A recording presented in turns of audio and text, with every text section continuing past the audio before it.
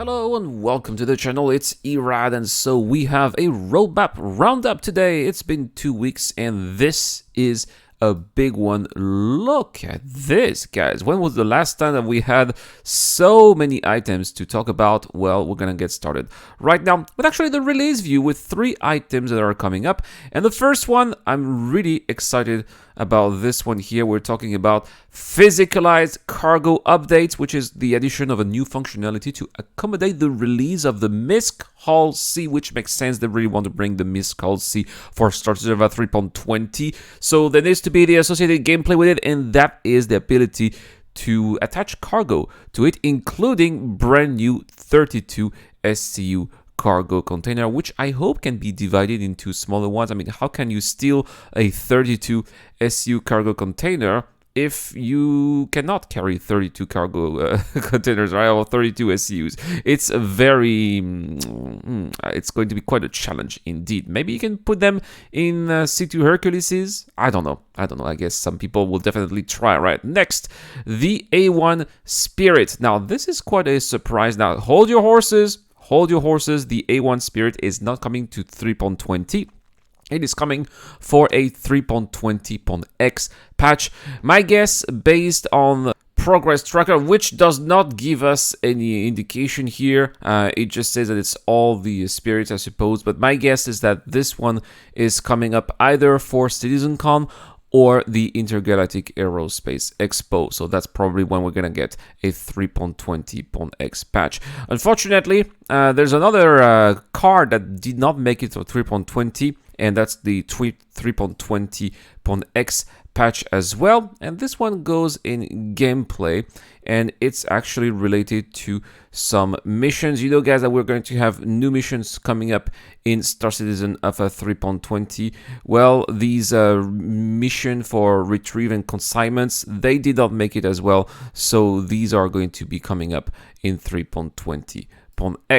But that's not all, guys, because we have new missions coming in: Steel Evidence, Cargo Hauling, Steel Recovery Cargo, Restoration Contract, but also new reputation items when it comes to shop discounts, hostility, and sandbox trigger. Let's talk about it right now.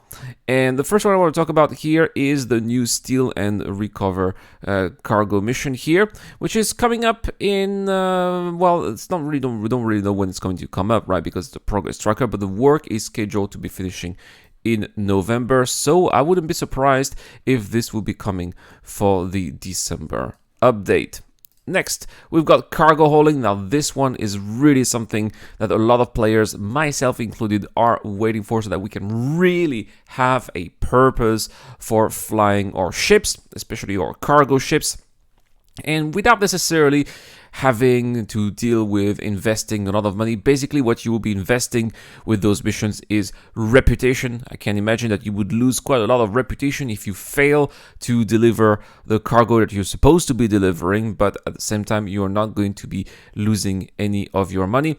It's also going to be great for piracy, right? Because it means more cargo will be transported. People will be less shy to transport the cargo. But if you're a pirate, well, it's all for you, I suppose. I suppose that maybe some people will be taking those missions on purpose, so that then they would maybe ask their own org to pirate them and then steal the cargo. I can see that coming too. It's going to be interesting to see what kind of gameplay Star Citizen developers will find here to prevent that from happening. Next, we have new missions here, the Steal and Recover Cargo, which will see players recovering and steal cargo from both derelict and active ships, and then hauling the cargo to its intended location. So it's basically cargo that you will find, put it in your ship, and send it back where it's supposed to be.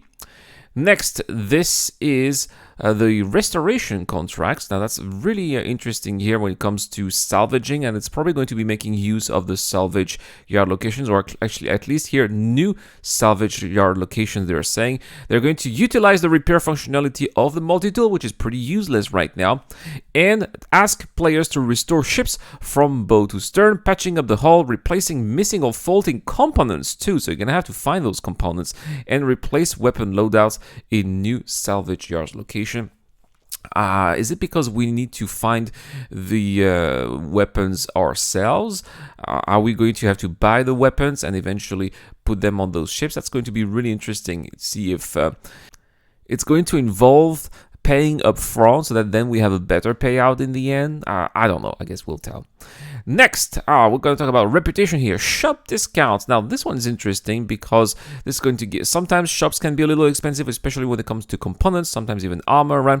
So I suppose that we're going to have to wait for the major factions of the game, you know, Shubin, Interstellar, ArcCorp, and so on, to really be able to give us more missions so that then we can have a better discount at their own shop. So that's probably, yeah, it's work that's going to finish in August, but I also suppose that this is going to come up at the same time as the cargo missions.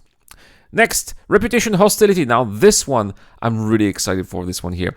Players will encounter AI that will be either friendly or hostile based on their reputation. So you make an organization in the game angry, they're going to be sending people after you. That's so cool. Of course, if you kill those guys, they're going to be even angrier. So probably the best option will be to run, right? But I cannot wait to see how this is going to come up. And I'm really glad to see that reputation is not just going to be positive as it is right now, but it's going to go deeper into negativity and into the reds. That's also something that I'm looking forward to. And it's not just that. Reputation sandbox triggers here. This is actually already completed, but it's probably going to come up at the same time as the previous item that we talked about here. This feature will allow players to have their reputation increase or decrease with organizations based on their actions in the persistent universe. Yes! It means that based on how you act in the verse, your reputation will increase or decrease. This is so cool, and it's going to force players, I suppose, to players who cares, of course, to more role play, I suppose, or really play the people that they want to be in the verse, so that they can be in the good graces of those AI orgs that are going to give them, you know, better contracts or better discounts. This is really nice. So there we have it, guys. That is all for today's video. Very good roadmap. Again, we don't know exactly when this is going to come, right? With the roadmap, it's always subject to change, but it's a good indication of what may be coming by the end of this year. Guys, we got a giveaway this month thanks to Predator Bank. We're giving away a Scorpius and Taurus. All you have to do is to become a Patreon member or join via our YouTube job membership program for automatic access on Discord. Just enter your name. And also, if you cannot do that, but you still want to support the channel for free, you can join our video sharing contest on Discord. The winner will get maximum entries. That means the same amount of entries as a Patreon or a YouTube member.